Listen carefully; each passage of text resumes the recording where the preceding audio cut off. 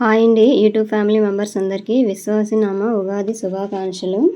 ఉగాది అనే పదం సంస్కృతంలో యుగ అంటే యుగం మరియు ఆది అంటే ప్రారంభం అనే అర్థం కలుగుతుంది.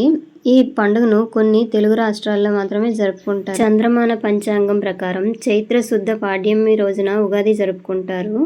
ఉగాది రోజు స్పెషల్ ఏంటంటే పచ్చడి అండి. ఈ పచ్చడిని తీపి, చేదు, పులుపు, ఉప్పు, కారం, వగరు అనే 6 రుచులతో తయారు చేస్తారు.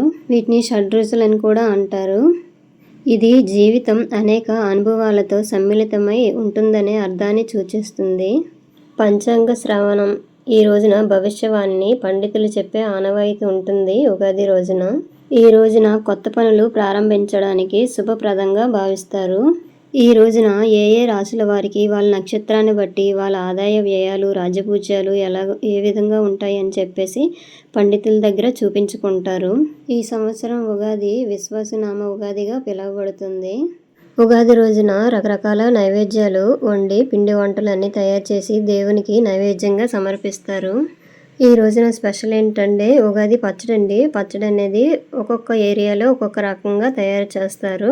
తెలంగాణలో భక్షాలుగా వండుతారు. అవి కూడా నైవేద్యంగా సమర్పిస్తారు. ముఖ్యంగా ఈ రోజున రైతులు నాగళ్ళు ఉంటాయి కదండి, దున్నే నాగళ్ళకి ముఖ్యంగా పూజ చేసుకొని ఈ రోజు నుండి ప్రారంభిస్తారు పనిని.